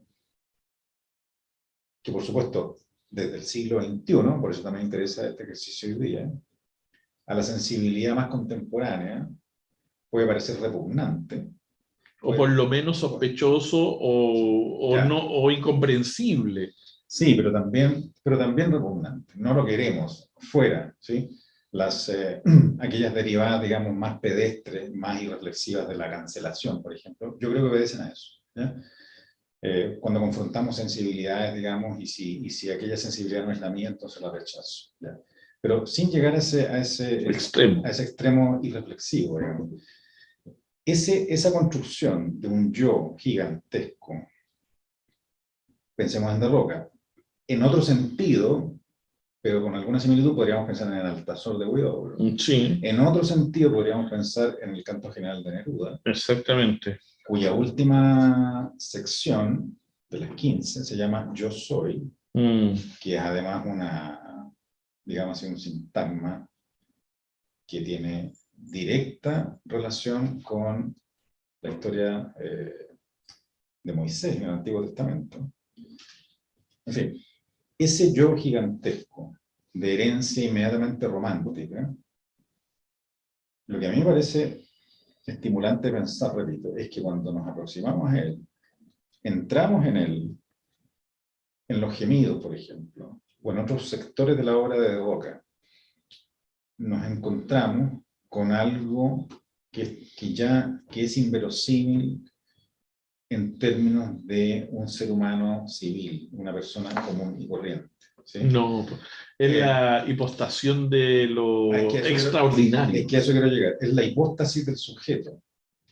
¿Ya? Y no cualquier tipo de sujeto, un sujeto extraordinario. Bueno, esa hipóstasis, ese crecimiento desmedido, pero que tiene unos contornos, porque hay alguien que dice yo, hay alguien que hace cosas, que opina, que dice, que dictamina, que profetiza, etc., está a menudo, creo yo, en sus mejores momentos de poesía, está lleno de grietas. Es un modo de mostrar, no pasa de ser una hipótesis de lectura, ¿ya? Es un modo de mostrar que el levantamiento del sujeto moderno, de puño ilustrado, a propósito de secularización, es decir, el ser humano no es suficiente. que entiende que todo lo que le pase, lo que le puede ocurrir depende de sí mismo, autogestionado, ¿sí? Es un guiñapo humano en comparación a estos prototipos heroicos, De algún modo, literalmente. entonces, Whitman, de Roca, con todo lo que hay que cambiar y ajustar entre ellos, ¿no? Y otros proyectos, pero ya que estamos con de Roca, lo que hacen es levantar una especie de espejo negro, digamos así, en que este sujeto enorme, con pretensión de autosuficiencia, me atrevo a decir, una lectura errónea de la autonomía kantiana, cuando ya cree que solo se debe a sí mismo y que no le debe nada a nadie, ni a sus antecesores, ni a la naturaleza, ni a la sobrenaturaleza, no es más que una entelequia. Una entelequia o un guiñapo o un constructo. Mira, te voy a reforzar esa intuición. Ridículo, amargo, miserable. Claro, te voy a... exacto. Y que en algunos momentos podemos criticar y reírnos de él, en otros momentos podemos llegar y abrazarlo. Claro. Sí, porque hay una herida profunda ahí. Sí, pero piensa tú, te voy a reforzar esa intuición. En un momento relativamente contemporáneo a esto, piensa tú que grandes personalidades, a ver, no tiene que ver directamente, pero por ejemplo, si uno rastrea ciertos textos de Alberto Venegas, de estos ensayistas del centenario, Alberto Venegas, Nicolás Palacio, en otro registro, lo que dice José Ingenieros en Argentina, ¿cómo se llama? O este mexicano que escribe La raza cósmica, ¿cómo se llama? Vasconcelos. Fíjate tú que hay una intelectualidad en Hispanoamérica en este periodo, entre 1910 y la primera mitad de los años 20, Vasconcelos, Ingeniero, ¿cómo se llama? Mariátegui en cierto sentido, ¿ya?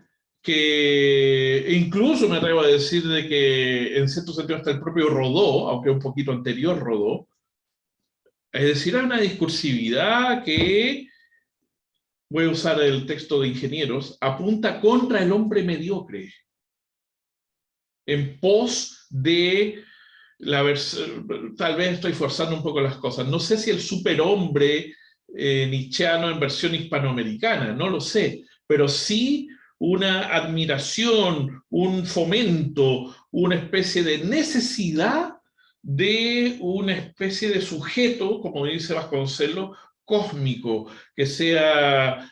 Estos tipos están pensando, entre otros referentes, no tanto solamente en el superhombre de Nietzsche, sino que están pensando en el sujeto poético de Whitman, pero están pensando también en, ¿cómo se llama?, en Simón Bolívar. ¿Te das cuenta? Es complejo, pero a lo que yo quiero apuntar es lo siguiente. Probablemente poéticas o planteamientos poéticos como el de Roca en Los Gemidos, que es el surgimiento de un sujeto autovalente, heroico, desbordante, muy pantagruélico, es una reivindicación de una sensibilidad epocal hispanoamericana que frente a la crisis que implica la modernidad reclama un héroe, reclama una figura heroica que vaya a revolucionar la sociedad, ya que vaya a revolucionar.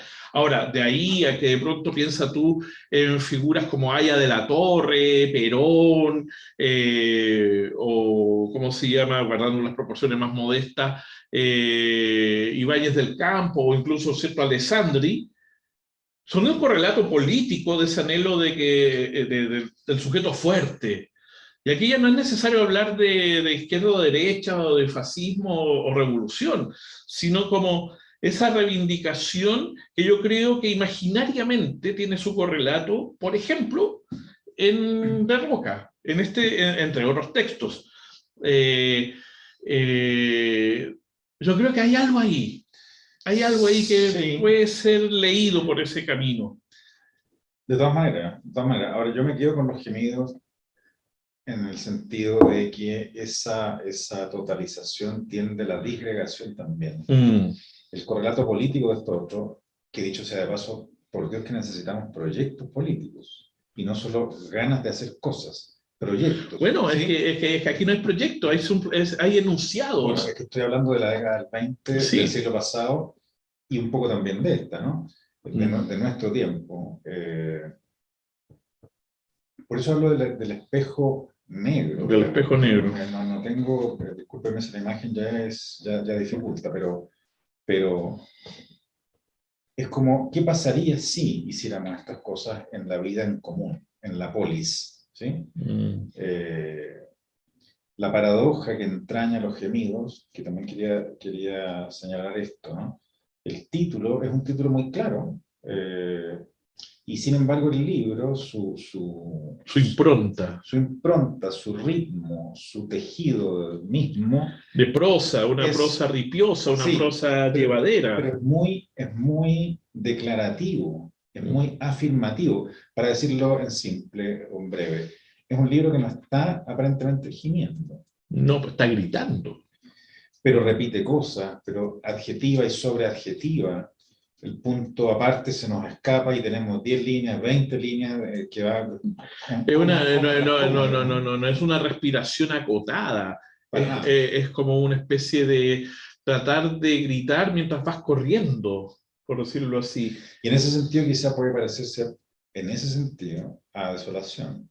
En parte. Desolación, Gabriela Mistral sabemos que años después plantea una distancia, decía, encontraba que era un libro, no sé si dijo llorón o gritón, ¿sí?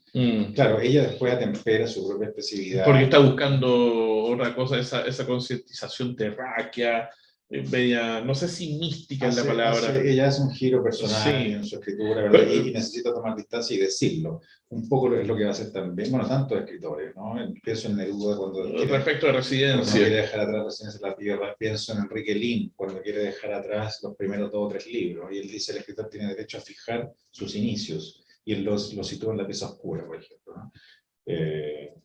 Que no es, pero que entiendo que es el tercer libro. El tercer libro, exactamente.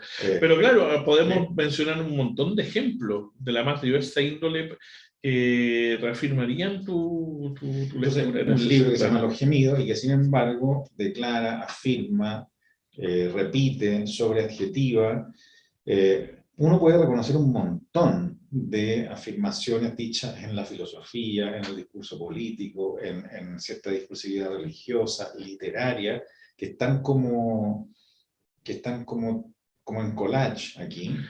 ¿Sí? Es que ahí hay otra cuestión, porque se habla también de manera de composición del texto poético, porque si pudiésemos pensar de que tanto en Vallejo como en la Mistral, más que el montaje, hay una construcción hilvanada a través del ritmo, yo me atrevo a decir que en De Roca eso no está otorgado por el ritmo, sino más bien por un montaje de fragmentos originados en distintos contextos, textos filosóficos, el habla cotidiana, textos de publicidad incipiente que se estaba dando en esa época, un collage. Pero es más, claro, ahora, desde el punto de vista de lo rítmico, si pudiéramos hablar así todavía, habría que decir que esto es una escritura más como espasmódica o a borbotones, ¿no?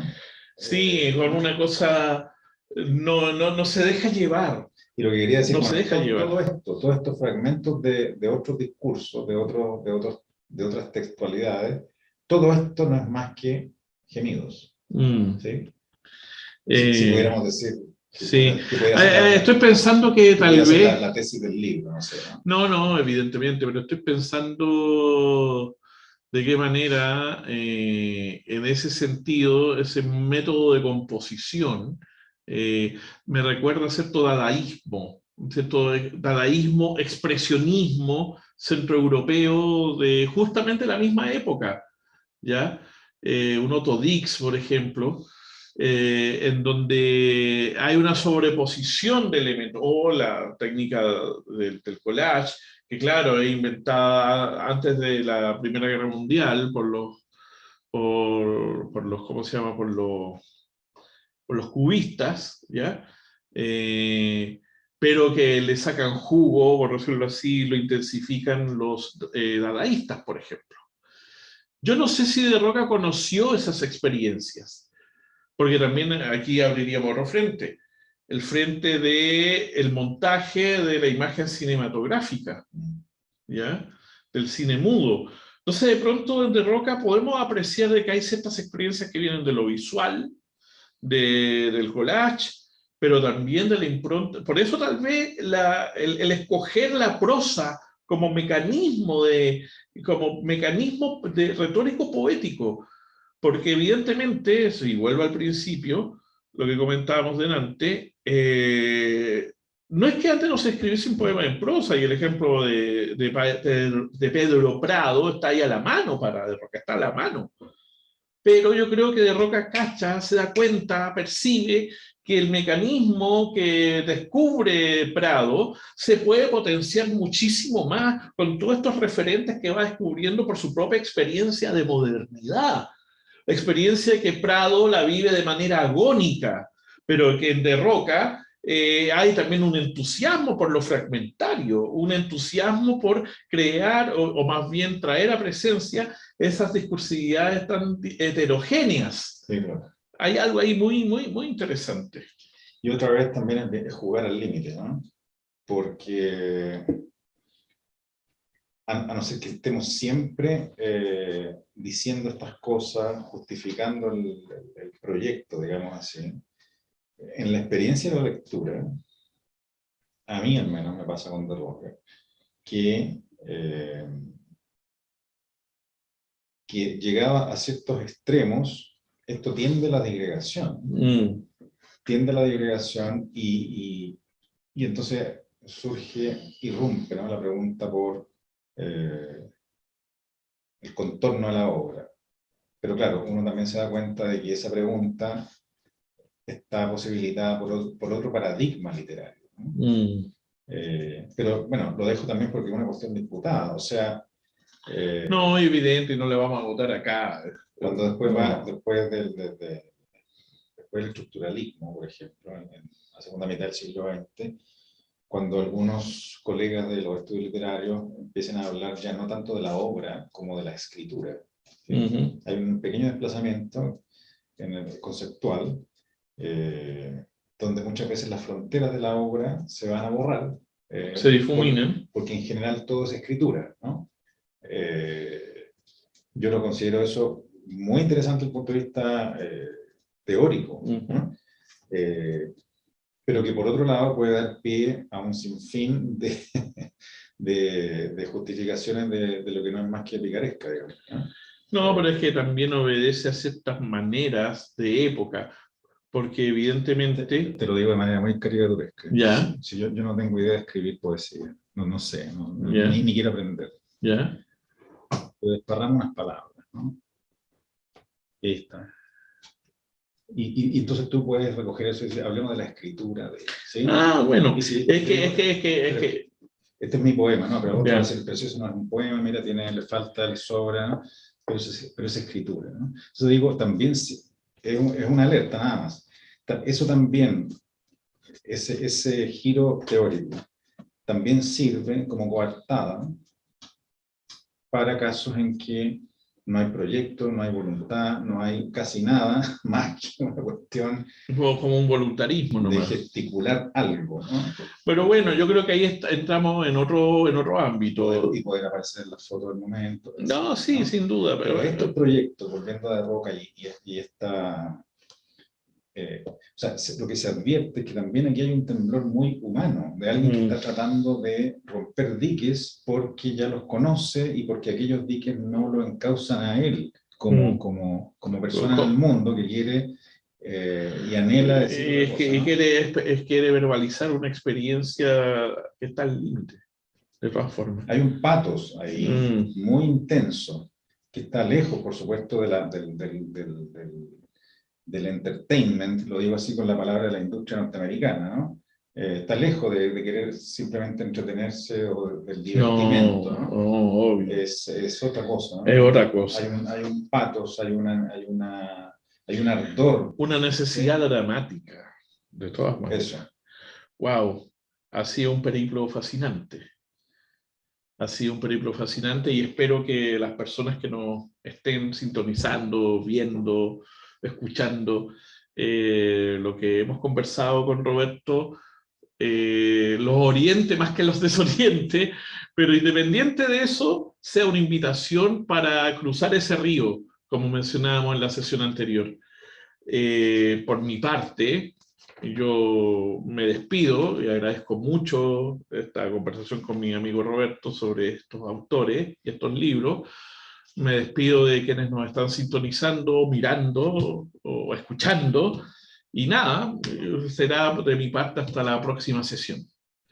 Así sea, muchas gracias también y gracias por esta incitación a seguir leyendo y, por supuesto, conversando en torno a estas obras.